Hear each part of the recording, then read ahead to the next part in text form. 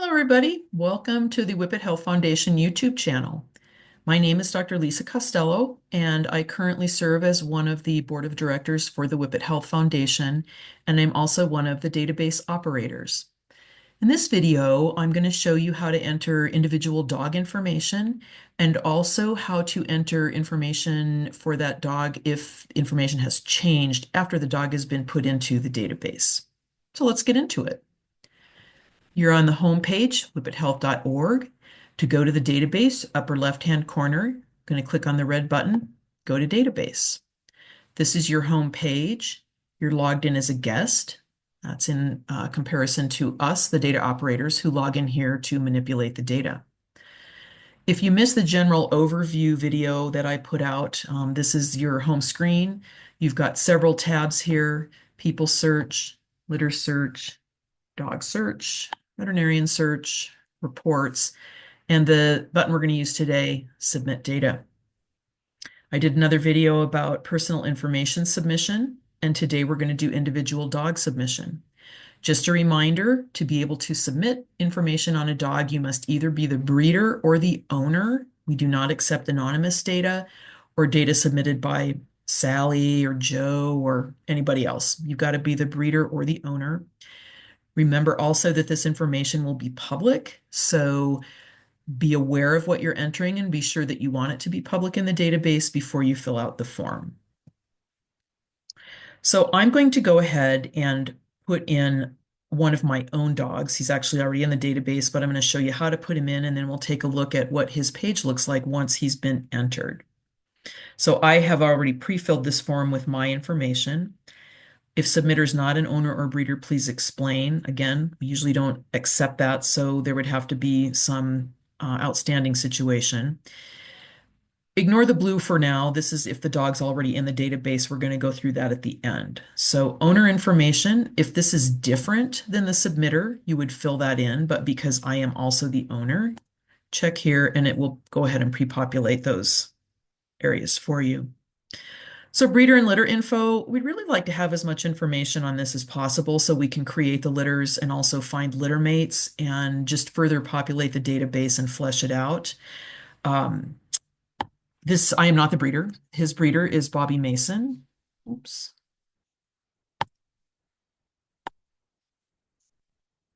Of Mason Hill Whippets, and she is in Illinois.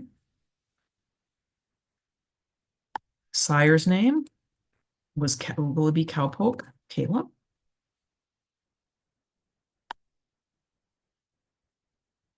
Caleb was his call name.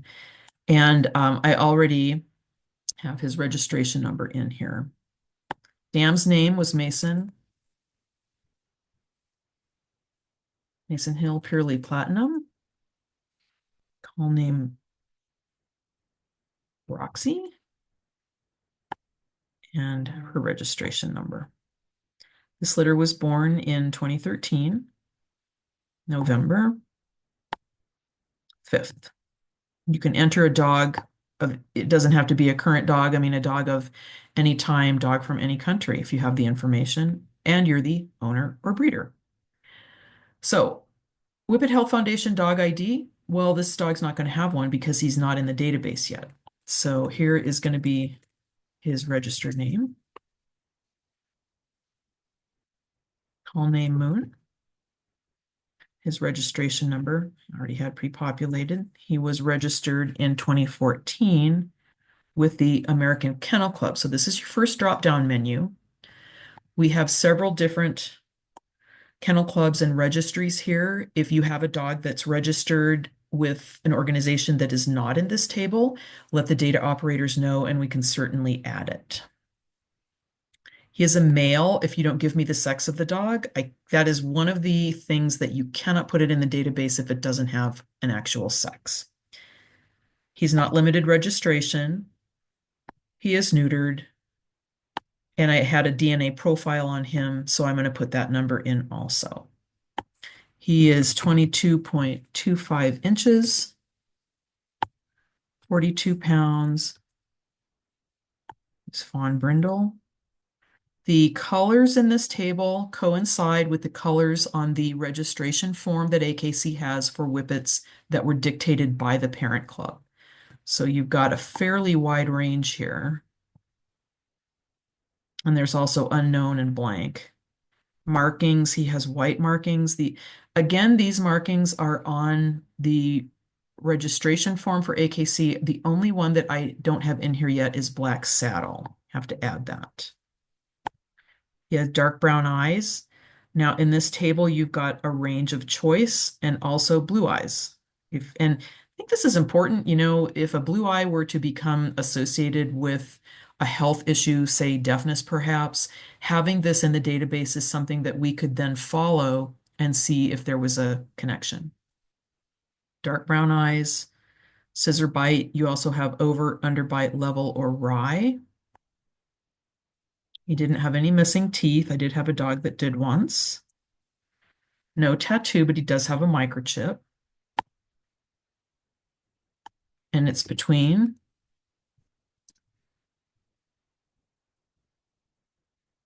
shoulder blades.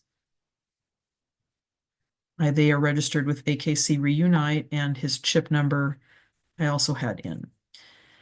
So this next area, health data, I really feel like health information is better entered once the dog is in the database. And the reason for that will be obvious when I do the video on how to enter health information, because we have many, many choices of health conditions that can be chosen. And this, you're just going to freehand in this area. So once this dog gets put into the database, then it's a lot easier to enter health information, but you can put some here if you want to. He's not deceased. If I wanted to put in his veterinarian, I could. And if I wanted to put in any other health info, but this is fairly non-specific. So again, this area is probably better left for after the dog's put into the database. And then what I did want to show you is that he's had several health certifications that I wanted to put in. So the first one was done 4/12 of 23, and that was an eye exam. In this drop-down table, you have choices of many things. Bald thigh syndrome is on the Embark panel. Chick numbers we'll get into in another video.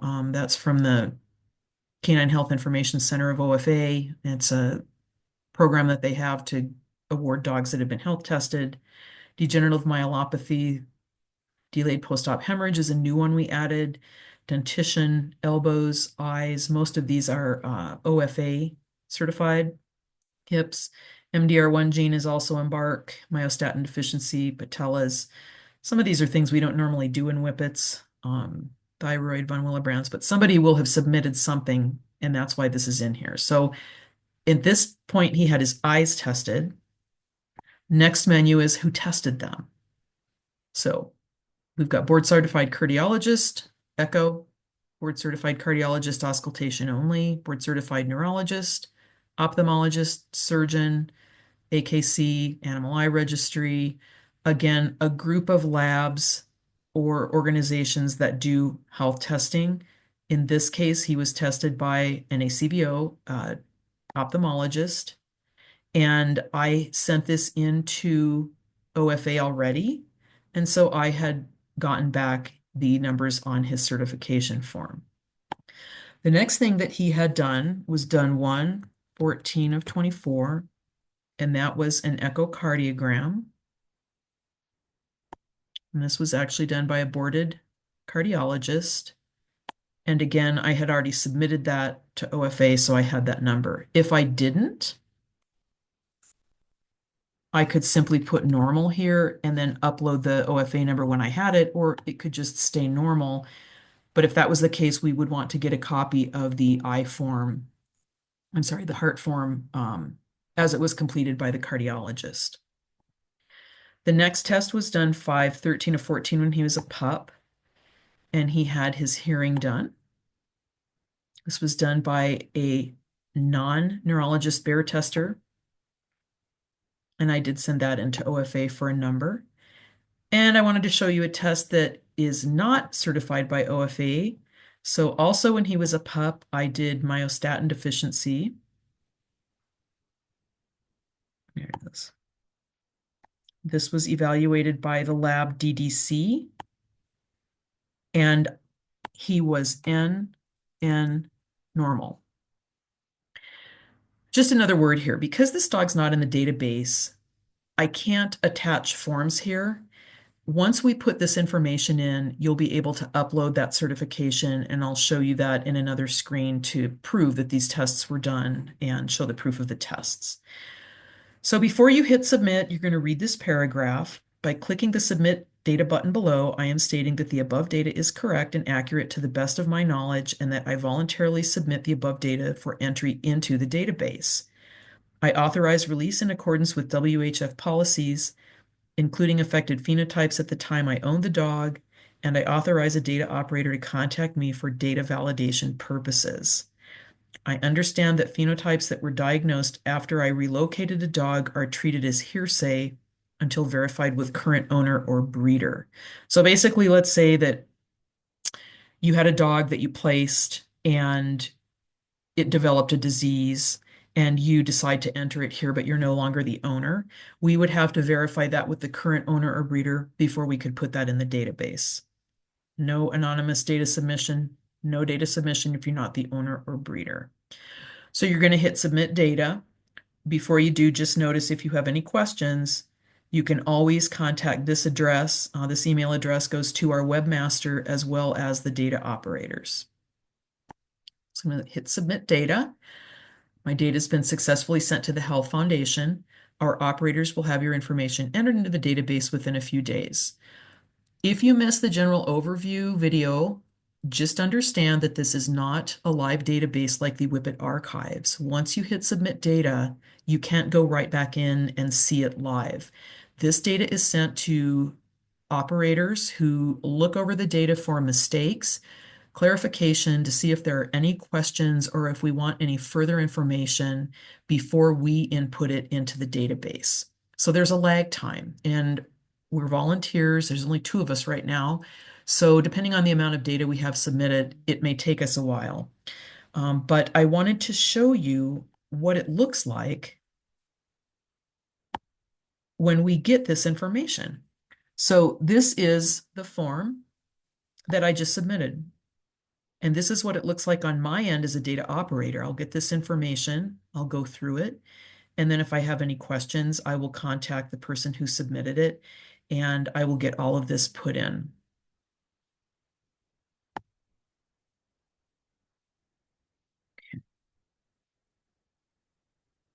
I also want to show you what this looks like once it is put into the database. What does your dog's page look like? Let's take a look. So this is Moon.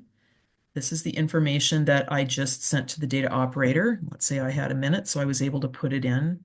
Registered name, call name, registration number, whelp date. Now, you'll realize that we didn't put in a whelp date. We put in a sire and dam and a whelp date.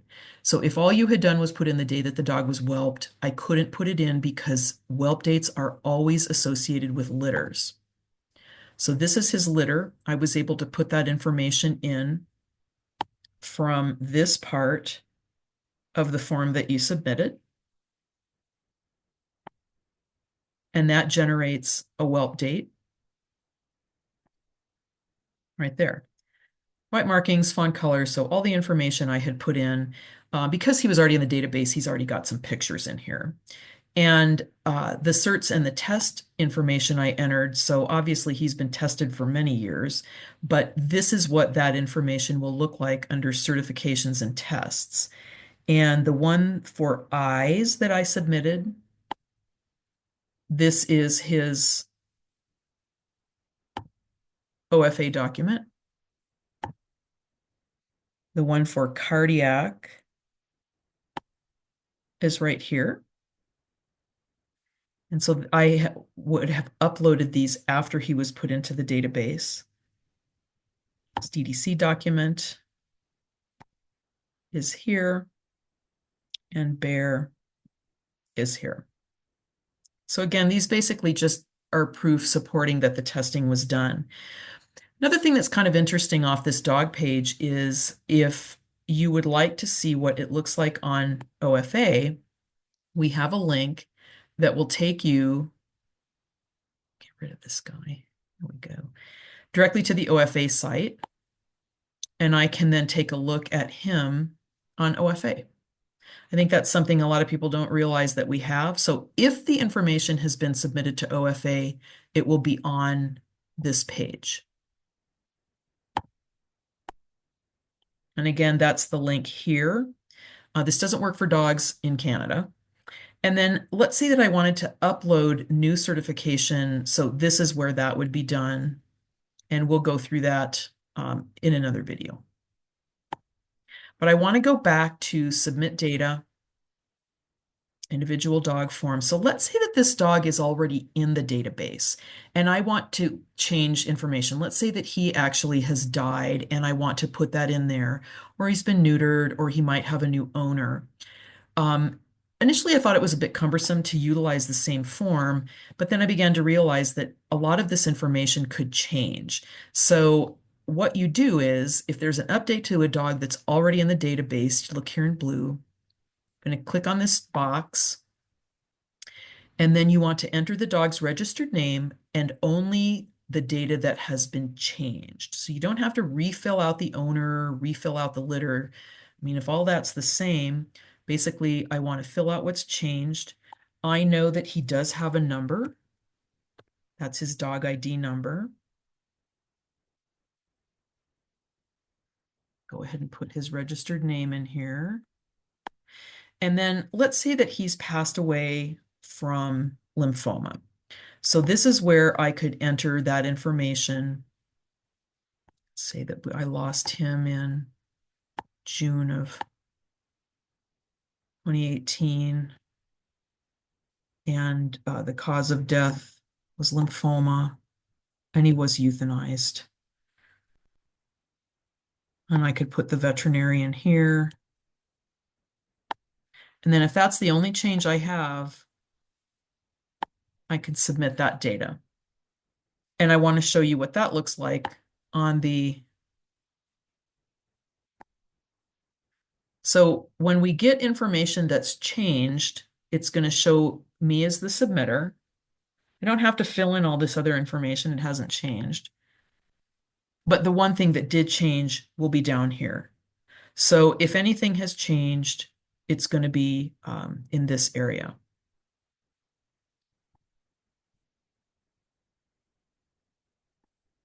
So that's about it for submitting individual dog information. I would encourage you to submit the breeder or litter info so that we can create a litter and go ahead and add a whelp date to it.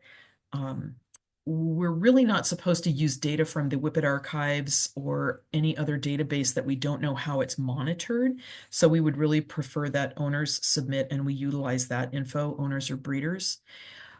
If you ever have any questions, you are welcome to contact us. Down here to contact at comments@whippethealth.org.